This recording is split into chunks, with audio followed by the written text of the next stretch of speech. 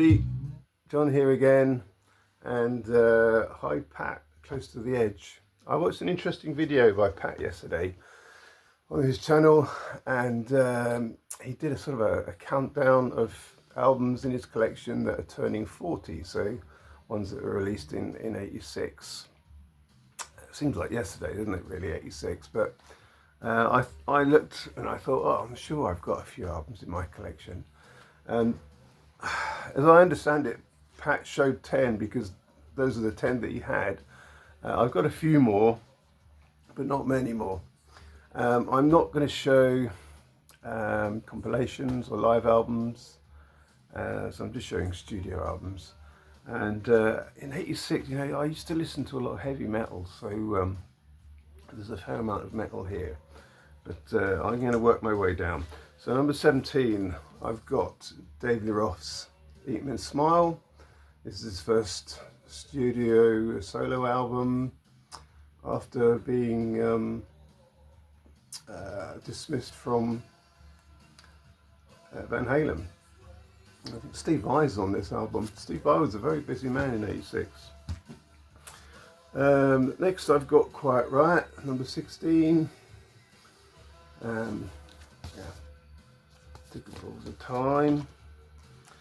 Next I've got Ozzy Osbourne, The Ultimate Sin. I think I probably liked this more than I did his sort of early studio albums that he did as a solo star. Getting much more sort of metal by this time. 15, 14, here we go. Poison. This is Poison's first studio album. I actually like this much more than what they went on to produce afterwards. It was a lot more commercial. This one's still got quite a sort of a jagged edge to it, which I like. Great tracks on here. Look what the cat dragged in. Then I'm going to show August by Eric Clapton. I bought this when it came out, and I remember, yeah, in 85, I think, wasn't it, that Dire Straits come out with Brothers in Arms, and it was interesting to see all these sort of aging rock stars sort of, you know, stick their head above the parapet and say, hey, we play guitar too, and they started releasing albums like this. I bought this. I really like the single, Behind the Mask. I couldn't really tell you much about the rest of it. It's all fairly run-of-the-mill stuff, to be honest with you. But happy memories of listening to this. Oh, and then talking about Van Halen, here we've got Van Halen's 5150. This was quite an interesting record. I think the first two Sammy Hagar albums with Van Halen were the best of the bunch. I didn't like much of else what he did. Right, and here we've got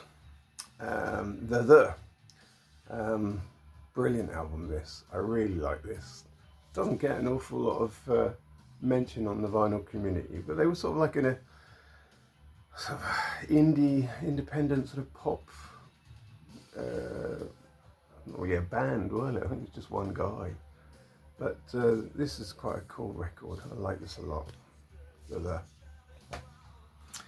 And we're listening to this in the background. This is The Mission, God's Own Medicine, goth rock. I inherited this record from a friend of mine who sadly passed away. He was a goth. I was never a goth at the time. So we would have been in sixth form, or 5th year sixth form, going on to sixth form. And he used to be all into this really goth stuff. It was never really my bag. Now, this album's a really, really good album. I can't even remember which number I'm on now. I'll put a number up here somewhere. So this is album released by Public Image Limited. This is such a good record. Ginger Baker plays drums on here, amongst other people. Steve Vai plays guitar. And yeah, John Lydon sings, obviously. It's a really good record. Some really great stuff on here. Great record. Right, and now we've got my last few. So what inspired me initially when Pat did his countdown was that he showed It Bites, Big Lad in a Windmill, and it's one of my favourite albums. Some years ago I made a video, I think of sort of a ranking video of my top favourite maybe 50 video albums from the 80s. And I think this would have been in there somewhere quite high up the top. Really good album.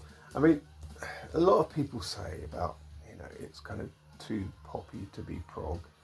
But, this is really, it's complex stuff. It's got sort of commercial tunes in it, lots of hooks. But it's a really, really good sort of debut album, I think. Very strong, and I think they were out of their time because the media just didn't know how to pigeonhole them. There you go, It Bites. Now, there was a lot of pop music that I listened to at the time as well, being a teenager, and this is one of my favourites. This is the Blow Monkeys' second album, Animal Magic. Dr. Robert there on the front. I return to this album even today because it's so well crafted, very, really very clever, very sort of well crafted pop music, great musicianship. Now, my friend that was a goth, he was heavily into Dupesh Mode, and particularly this record, and I kind of tolerated it. And when they released this album, they did a tour, and there was a concert in Wembley Arena in London, and my friend asked me to go with him. I sort of begrudgingly said, yeah, okay. I've never been to a concert before in my life.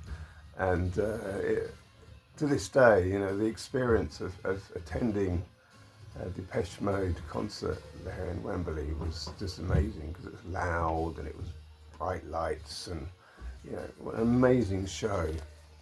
My first ever gig was a tour on this, a Black Celebration tour. One of my big favourites is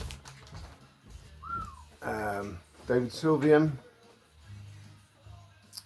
Gone to Earth, very slick.